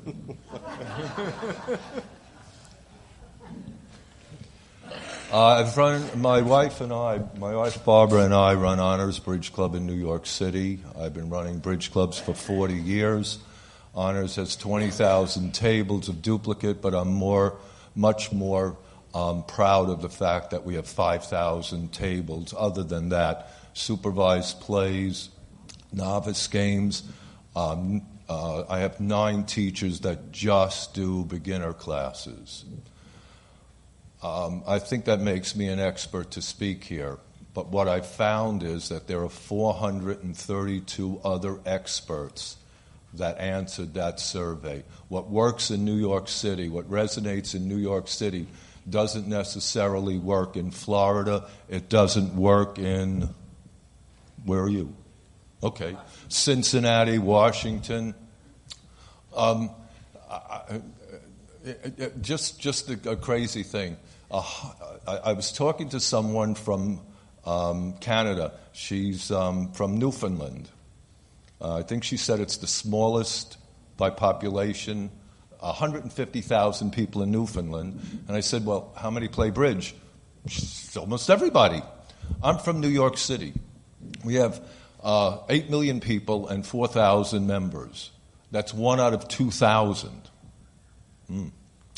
My wife and I have gone through from New York City all the way to the middle of this country. My daughter used to go to Mizzou, and we would travel out there by car, and we would try to stop at bridge clubs all over the country.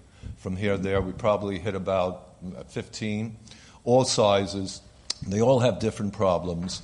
What I really would like you to do is to look at our report yourselves, because the comments, some of them are you see, repetitive, and Steve has mentioned them perfectly. We all know what those problems are. But when you read them, you really feel them. You feel the problems that are going out there. So I think we should all look at this report carefully and come back and talk about it in a few months. Thank you. Thank you, Jeff. I'd be remiss if I didn't thank the committee for all of their input, their guidance, and their help in getting this very complex topic to a point where we're beginning to tame it. So I think the committee deserves a round of applause. I do have homework for all of us, okay? 2 specific actions. One, I'm going to tell you we're going to model on what District 11 just did in June at the Flying Pig Regional. Our president, Terrell Holt, and Joyce Penn, thanks to Joyce Initiative, decided that we needed to have meetings at every one of our district regionals for teachers and club owners to come and work on their needs together, learn from each other, work on issues, raise issues that districts can help with, raise issues that the units that form our districts can help with, and improve communications. Believe me, the first meeting was an eye-opener. 25 people showed up. We're going to schedule one now 4 times a year, one at each of our regionals. I'd ask you to work with your districts to establish that kind of drumbeat. We need that kind of drumbeat. And when you do, your homework is to summarize the meeting and get the information back to our subcommittee, please. I did say please. Okay? We want to hear best ideas. We want to see what every district is doing with their teachers and their club owners. Okay? Second, it is very clear that we have a large number of very qualified, certified teachers. And I think that's very important. It is also clear that the number of people who are teaching bridge, small t, small b, to lots of different people, may be 4, 7, 12 times that. So this is a request by the Board of Governors committee to every Board of Governors member in this room, in fact, all the Board of Governors, to work with your districts and your units to create the contact list of all the people who are teaching bridge, small t, small b. We want to know everybody. We want to get in touch with them. And the reason we do is because we want to surround them with an ecosystem of support. Okay? So those are the 2 asks.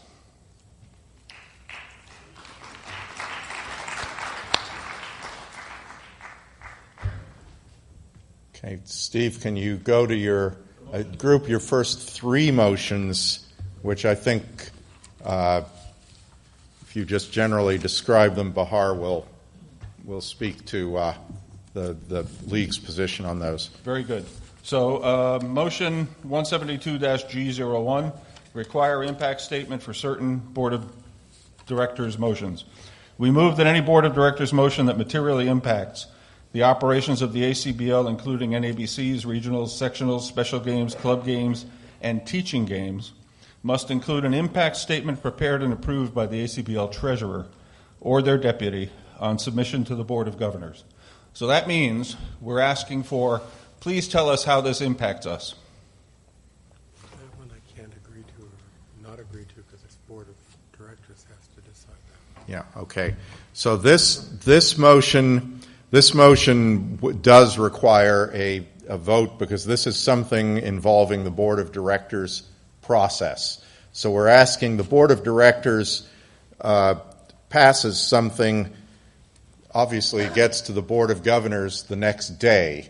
So we need the Board of Directors in their process to get this impact statement prepared before the Board of Directors meeting. Does anybody wish to speak to this motion? Do we have a second? Second, we have a second. Okay. Does anyone wish to speak to this motion? This is a process motion. Yes, Kevin. Kevin Wilson, District 7. I mean, this could potentially be really expensive and really slow down a lot of the Board of Directors' actions. I'm not opposed to the idea of it, but actually implementing it and demanding it on every motion, it could be... Not every motion. It's only the motions that have a material, meaning financial material impact. But practically everyone could easily be discussed as having a material impact on... I mean, that's very broad. I agree with the idea, but I'm going to vote against it because I think it's too broad. What would narrow it acceptably for you? I don't know, but I'll have a little bit more time, and I'll be happy to submit it in San Diego with you. I'll work with you on it and come up with something we can agree on. Would you like to would you like to defer this motion to San Diego or have it voted upon now? My humble opinion is that having the Board of Directors provide a point of view on what the impact is should be part of what their rationale is for voting for a given motion. So it's just a matter of transparency and disclosure that I'm after here. I'm not after an encyclopedia, nor am I after rocket science. Rob Gordon, District 17. I would like to speak against the motion. I do believe, as Kevin said, that it would be expensive and time-consuming. Excuse me. And I would hope that our Board of Directors would take these things into consideration when they review motions. And if your Board of Directors member isn't doing that, I suggest you try to find a different Board of Director member because this should be part of their job. All right. Anybody else wish to speak to motion 172-G01? If not, I'm going to call the question. All those in favor of the motion, please raise your green paddles. Let me ask for the againsts. Motion fails. Thank you. All right, let's go to the next two motions. These are ones that management can speak to. Okay, I'll read you both. don't need to read them off. Them? Just Okay. summarize them, please. Okay, so we're asking management to update their information on bridge teachers. We believe our lists of contact information is insufficient, and that there are a lot of small b, small t bridge teachers that we need to be helping, and we don't have access to them. The second one is that we, as a Board of Governors, should do our due diligence in providing an impact assessment to the Board of Directors when we have new motions that we present. At least, Richard, I don't know if I'm reading these in the right order, but that's number 3. Yes, no, that's correct.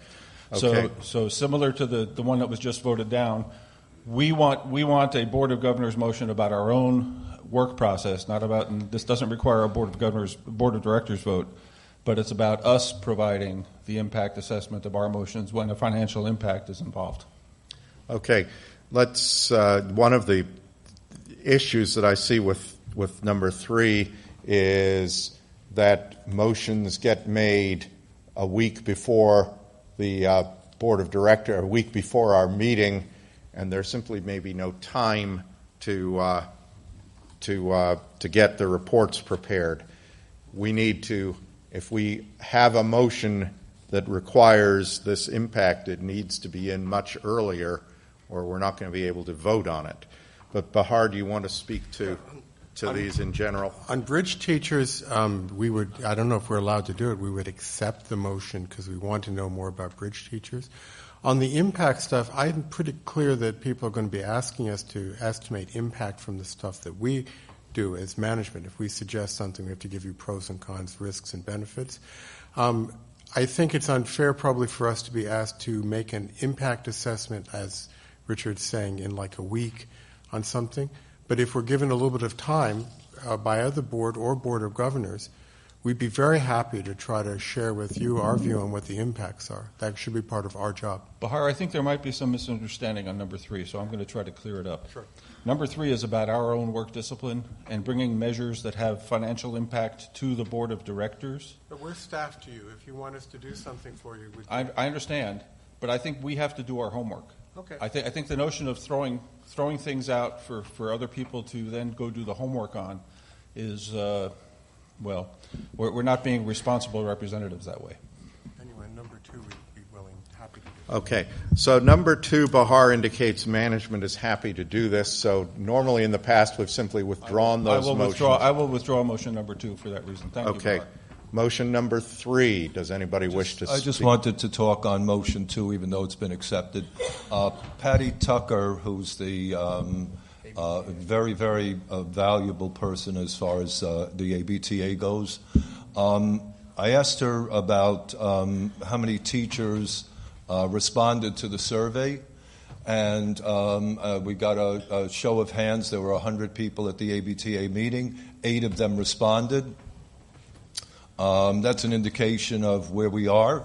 I then asked her about the number of teachers in her district, and she said, well, there are 3 or 4 that teach at clubs and that are affiliated with organizations. But she said, I know of 15 private people that are teaching in the district that no one knows about. So I really would like to ask this body to go back to your district, identify every teacher. You're the ones that know who the teachers here, you're the ones who know who else is teaching. Reach out to them. This is very, very important that we do. One more thing. I believe that we have a perfect storm here. I haven't been involved in politics in 40 years in the bridge world. Yeah. I've stayed away from it. I tried in the beginning. Yeah. It didn't work. I haven't been on a committee or anything. I don't apologize for it. It's just the way it was. I think it's a perfect storm now. I think we can really energize the entire ACBL. I am very, very focused. I think we have a wonderful, wonderful group. And Dan Stork spent an hour with me. Yeah. Jeff, we need to move along. I'm moving on, but please do respond. This is not get involved. That's what if I can get involved after 40 years, you all can get involved, okay? I think we're at that point. 73 years old is a scary, scary number. Thank you. Okay, on motion number 3, does anybody have any further comments for or against? I'm going to call the question. All those in favor of requiring the impact statement for certain BOG actions before the Board of Directors act, please raise your green paddles if you're for. I see not a large number. Let me ask for the againsts. Okay, motion fails. Okay. Next, item number 4. Steve, if you can describe that one quickly, please. Sure. If we have an issue, particularly a major issue, we should be more formal in our presentation of that issue. So I'm asking that we document it in an issue sheet statement, not just as a motion, so that there be background information sufficient to deal with the motion. and that's a notion of having a statement of the issue, what the motion for change is, what the material impacts are, what the reasons why we should consider it, and then what the risks are if the motion is not adopted. Okay. Does anybody wish to speak for or against that one? If this motion passes, I'll be happy to develop the template and get it to everybody so that people know what it looks like. All right. All of those in favor of motion number G-04, please raise your green paddles. This one looks like it may need a count.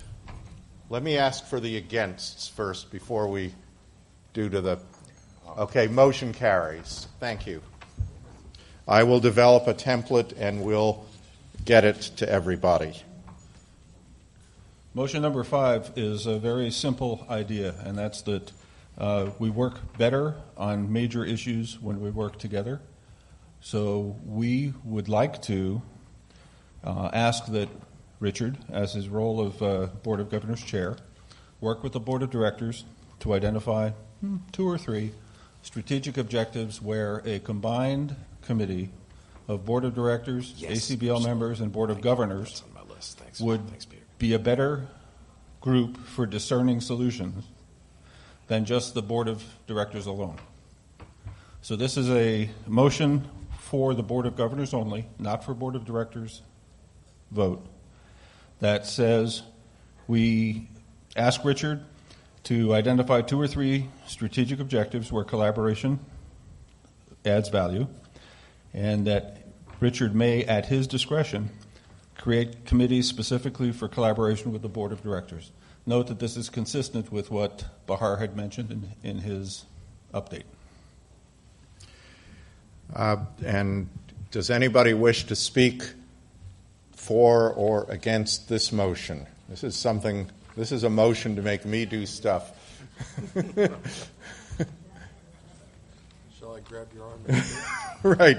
Okay. All those, recognizing that sometimes the Board of Directors doesn't have a committee on something that I might identify as a topic. I mean, that's an issue for me. But if we can call this question, all those in favor of this motion, please raise your green paddles.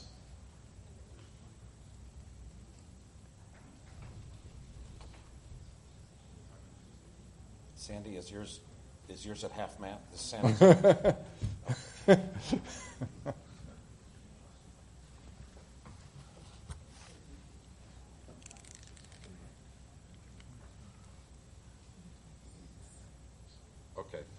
All those against? Motion carries. We already have one such item, which is the clubs committee, so I'll try. I think the second one will probably be to work on this Board of Education matter, but I will work on this. Number six is the homework that I promised. So this is a request of us as Board of Governors, again, not for Board of Directors vote, but we move that all Board of Governors representatives by district actively engage their district boards and unit boards, as well as teachers and club owners, to establish the following 3 things. What unmet needs exist for teachers to engage new students? What unmet needs exist among club owners to increase table count?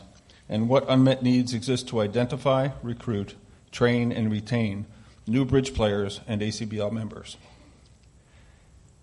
To summarize their findings in a preliminary report to the Board of Governors, Teachers, and Club Managers Committee by November 15th, 2017, and we ask that each district Board of Governors team finalize their report and priorities by March of 2018 in the meeting in Philadelphia. I will simply add that if we are to represent key stakeholders, we must undertake the work representation entails. Okay, does anybody... Management be willing to facilitate this and support this? Yes, of course. No, that's just so you know. Okay, so Bahar has told me that management will certainly be willing to assist and facilitate this. I guess my concern about this is we're telling, if we pass this motion, I certainly agree that we all should be actively involved. We're sort of forcing our members to do something, and if they don't do something, what's going to happen? Nothing. We're also asking that we're also sort of imposing a requirement on districts which may or may not happen. I mean, I completely support this concept. I'm just suggesting that if we pass this, it's more symbolic than anything else, and we will hope it would be carried out. Having Brett Cunin, District 3, and President of Unit 140.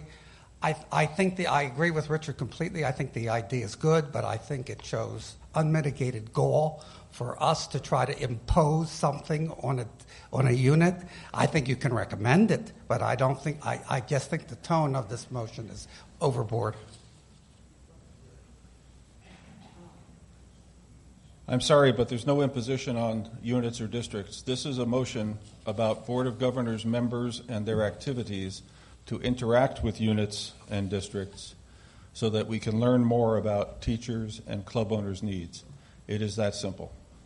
And we're asking for people to report back to the Board of Governors Committee. It is that simple. We're hoping that you can get us a report by March. It gives you 6-9 months. It's that simple. I'd just like to point out that this motion could present a possible conflict between district boards of directors who may already be undertaking these kinds of practices and functions. And as long as, Steve, your clarification is the interface is between the member of the Board of Governor and the district governance, there shouldn't be a problem. But to the extent that a member of this committee decides to go directly to a club or directly to a teacher, it could create a lot of confusion. Actually, it is our role to do that. It is our role to represent clubs and teachers. That is who we are. So the notion here is we simply want to find out what's going on. We need to bring that information to a central place because we don't have it today. Thank you. Call the question. All those in favor of this motion, please raise your green paddles. Let me go to all against first to see. It looks close. It looks close, so we're going to died count. after the first couple of motions. Is this against? Everybody against? Keep paddles up, please.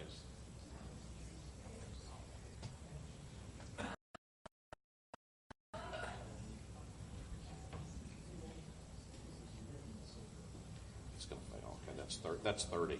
Okay, if in favor? It's less than 30. It's definitely less than 30. Yeah. Motion fails. Okay, Steve, if you want to move on to your last item, which is unrelated to this is unrelated to all of the other items, and this just simply, I feel my role to represent my district.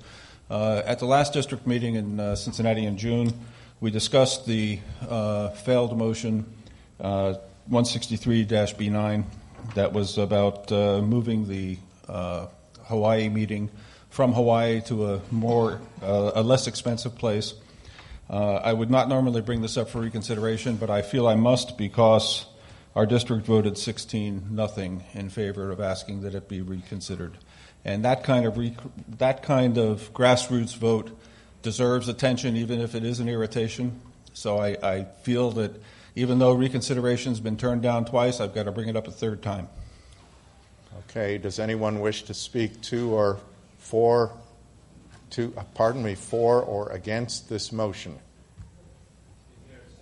Is there a second? Yes, good question. Is there a second? Second has been seconded. Rob Gordon, District 17. I strongly oppose this motion. We elect a board of directors to represent all the people in the various districts and to participate in the activities that we have in the ACBL. And among those things that occur at NABCs are committee meetings, Board of Governors meetings, so on and so forth. And I think that for such a small savings, it's silly to even consider relocating from where the bridge players are actually going to be to some neutral place.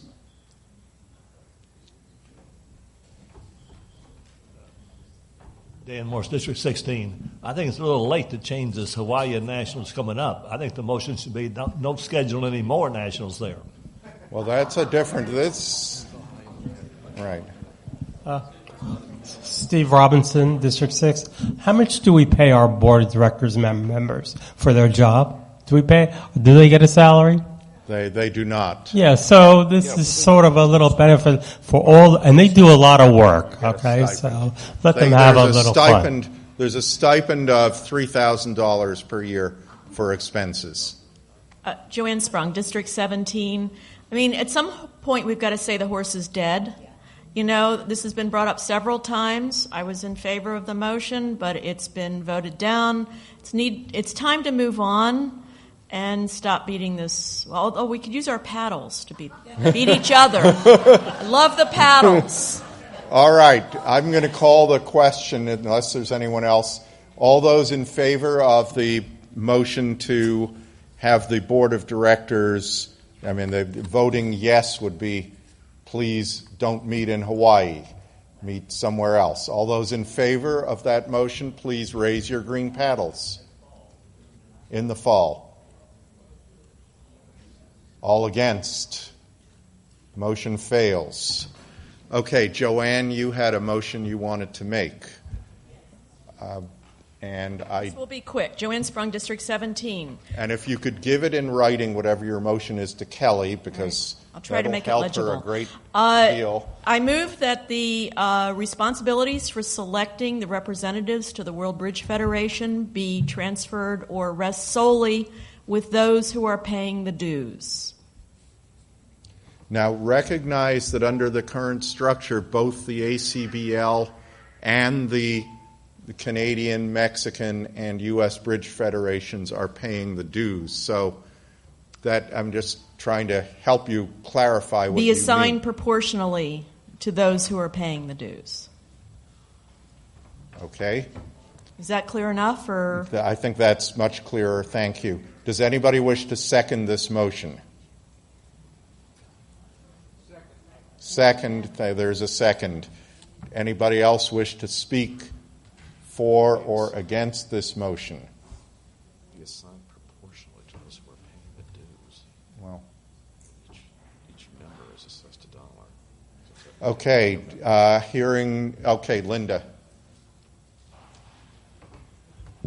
Richard, I just heard a lot of mumbles that maybe some of us don't quite understand your motion, Joanne, so maybe could you? Thanks.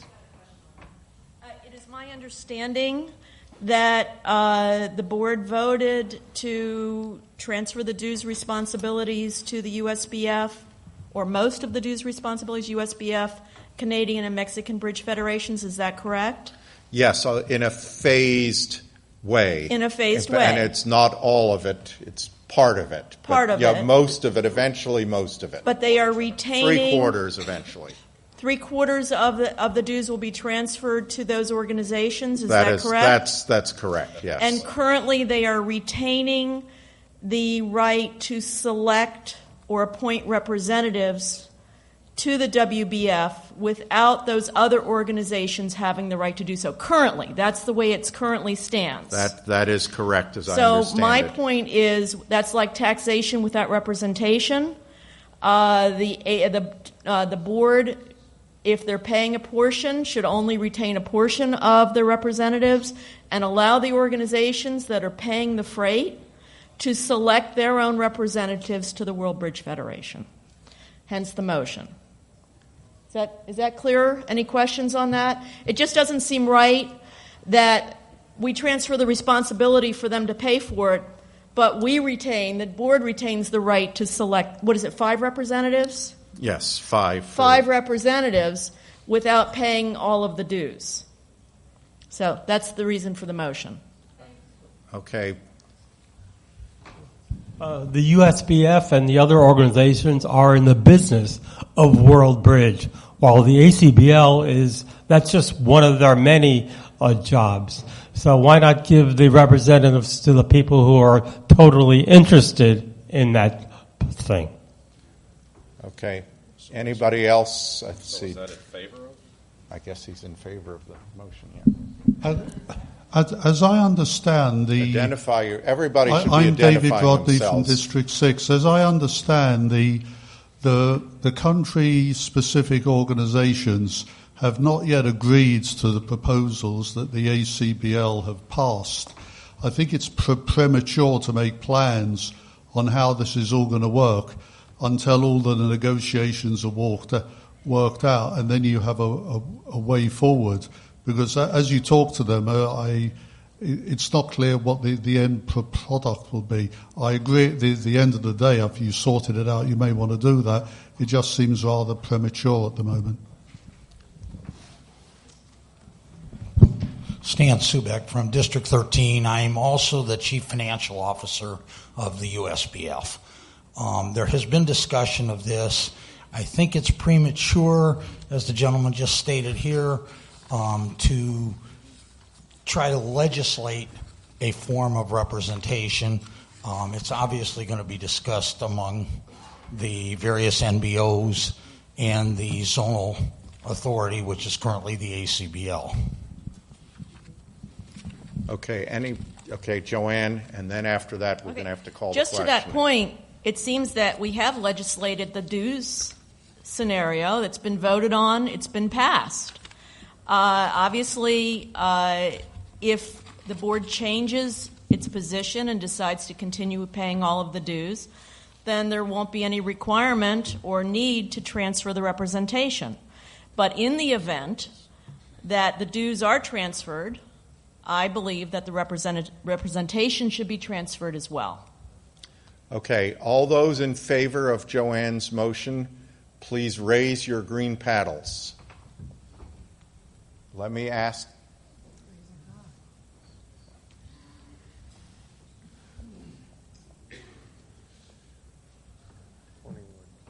Okay. All those against, please.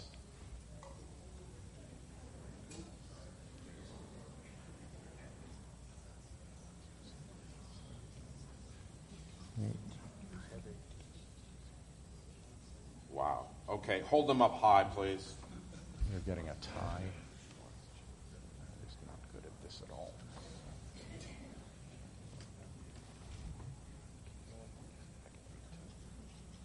Okay, the other side. Those in favor again.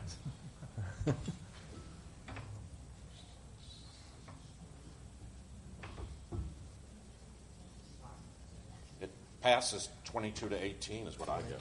Okay, motion carries. Okay, does anybody else have any motions they wish to make?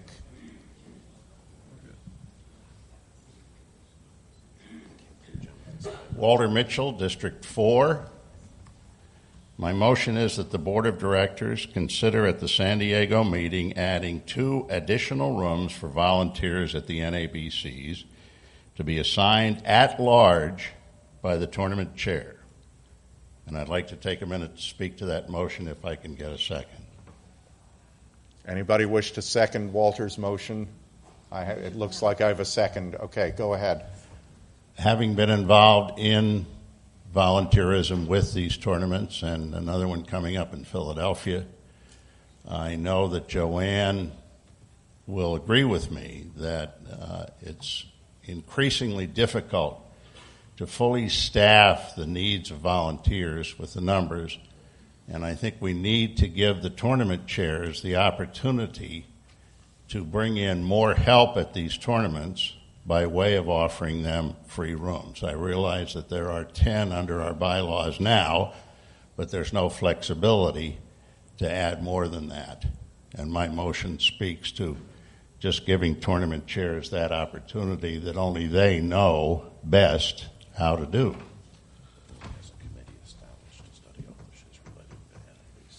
Unfortunately, I can't give you the financial impact because that other motion passed before mine. Okay.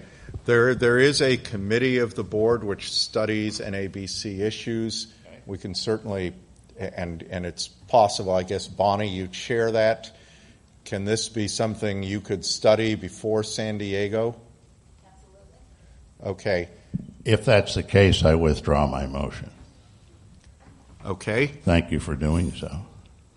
Thank you. Any other motions? Because we're getting quite close. Just a quick update. We're Linda Trent has asked me to remind everybody to please go to Bridge Winners and sign up for the Board of Governors conference so that we can do more discussion between meetings. Yes. Thank I you. already said that at the beginning, but that's worth repeating. Okay. Go ahead, Peggy, please. Peggy Kaplan, District 14. I would request that the board set up a review of our master point schedule. As somebody who's attended tournaments for 40 years in a number of areas throughout the country, because of the disparity between pairs and team payouts now, our tournaments are literally dying. Population's going down dramatically. Events are scheduled and nobody shows. Few teams show up. They can't play because there aren't enough. So please review this so we can enjoy our tournaments again. Okay, the codification already requires a review every 5 years. I don't know if Russ Jones is in the room to tell us where. There he is. Where in the 5 years are we? Okay. And we won't be around in 2 more years if there isn't a review earlier. Thank you. Okay. Well, it sounds like you don't wish to withdraw that motion. Is somebody going to second Peggy's motion? Yes. It's already codified, but Peggy's asking it be done earlier. All those in, do you wish to speak to that motion, Linda? Yes, I just want to tell Peggy that several issues have been brought to my attention as a Board of Governors representative on the CNC committee. I have 4 points that I will be bringing to them Monday morning and will report back to this group in the Board of Governors Forum on Bridge Winners as to what they said. They're either going to say, we don't care, we'll work on it, whatever. So that's why I contacted you, and I am on that committee if anyone wants to email me stuff. Point number 2, real quick, don't email Rich, don't email Adam, don't email anybody about the Bridge Winners Forum because they're just going to tell you to email me. And if you're on it and you have no interest and drop me a little private message, that would help with my record keeping. So thanks. Okay, are you speaking to this motion? Okay, then on the motion that I guess Peggy is requesting, and if this passes, Peggy, please give it in writing to Kelly to make her job easier. I think your motion is basically to have the Board of Directors reconsider the master point structure earlier than it would normally, which would be in 2 more years. All those in favor of, am I stating it correctly? Yeah. All right. And to get parity. All those in favor of this motion, please raise your green paddles. Another close one.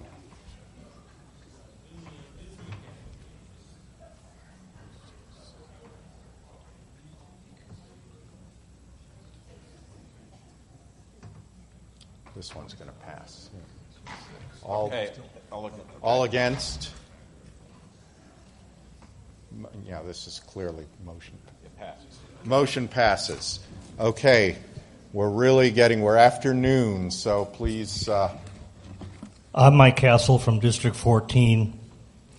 I believe it's today or tomorrow the ACBL and BBO are doing this online individual robot tournament. And there was so much confusion, questions about transparency, where did it come from, why is it structured the way it is, and if events like this are to be considered again, I'd like to see a more transparent process and input from various constituencies as to how to make the event successful, i.e. stratification, IMPS, not match points, a move toward online with live people as opposed to bots.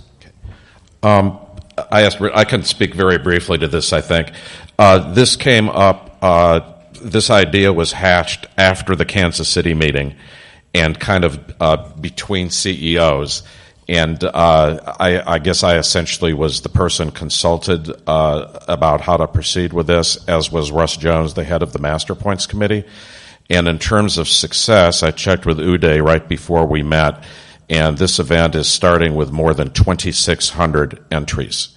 And if you multiply that times $40, and some of the later entries paid $50, so I think no matter how you categorize the word success in terms of financially, it certainly is one. This is under the, we had given Robert Hartman the authority to run experimental events, and this certainly is under the category of experimental. And in the future, certainly anything like that will be, will go through the board of directors, and everything will be known in advance and things like this. But I would be happy to defend this to anybody who would care to, to question it. I don't think this is right now the forum. We're pretty much out of time, but that's pretty much where we stand on it. Right, Bob. The only thing we'll never get 2,600 again if there's no stratification, because the newer players who aren't good card players are really, they're out to sea. Yeah, I think that's the point of the experiment issue. Is I'm sure that we'll be, urging feedback on it. I'm sure that Uday and the league, will be. I'm sure we'll be very interested in feedback and how to improve it and enhance it and find different forms with or without robots, whatever, in all of that type of thing. Okay. Anybody else? We have some closing remarks, and our closing, I'll recognize you at the very end for your motion. San Diego. Danny, are you trying to speak? Hi, Richard. Danny Sprung, District 17. I just want to... This isn't high enough for me. Hold on a second. No, I'm good. I just want to update everybody. I'm the head of a subcommittee of the CNC, and we're working on convention charts. And we're at the point now where we're going to have a finished product that we're going to present to the board, the CNC as a whole. At which point, after that, we're going to have a period where we're going to present it for comments from the ACBL as well. I believe the new CEO suggested that we send it out several times to make sure that everybody gets a chance to comment. Most important is I want everybody to have their people look at it and at the local and district levels to make sure that this is not going to be too overwhelming for the newer players and the medium-level players. So if you have any other questions about this, my name is Danny Sprung, and my email is dannysprung@gmail.com. Thank you. Okay. I want to thank Wendy Sullivan and Kelly Trejo for their excellent work in supporting this meeting, and all of the rest of the ACBL staff. And there are too many to mention, but these meetings wouldn't go on well without them. So again, thank you for all of your help on this. And Wendy reminds me, Bob reminds me, and I remind myself, please clean up the trash around your table when you leave the room, because there's going to be bridge played in this room very shortly. Note a very important change in the schedule. The next board meeting will end, the Board of Directors meeting will end on a Friday, and therefore in San Diego we will be meeting on Saturday morning at 10 o'clock, not Sunday morning at 10 o'clock. Bob has a couple closing remarks, and then we'll have our final motion and adjournment. I had a couple closing remarks. I'm going to limit it to just one, and I apologize for waiting this long because I had no idea the meeting would last this long. I've never been to a meeting that ran over the time allotted. I want to... I believe that we all owe a huge thank you and debt of gratitude to our CEO, who has been with us for almost 6 years. And I think, as Bahar has already noted, he really laid a great groundwork for what Bahar is already off to a successful start to his tenure as CEO. And Robert has made tremendous contributions, in my view, and I've worked very closely with him, especially the last couple of years. And people don't understand everything he's done behind the scenes, but we've seen the fruits of his labor lately, particularly. And please join me in thanking him very much and wishing him well.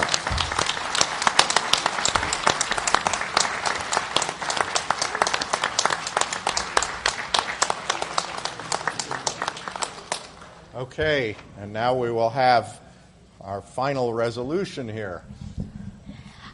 I would like to move and second that all members who have achieved Life Master status be designated as Life Master. I would also like to move that the sincere thanks and appreciation of the Board of Governors be extended to District 2 and all its units, District Director Paul Janicki, Tournament Chair Ina Demi, and all their volunteers. We also would like to thank the Intercontinental Toronto for its fine service and cooperation. And remember, it's nice to be competitive, but we need to be friendly, caring, and ethical. And every day is Goodwill Day. Thank you. Thank you. Do I have a second? All right. Thank you very much. Meeting is adjourned. Oh, please return your paddles. Linda will never forgive me if we don't do that. Okay, Richard, sorry about that.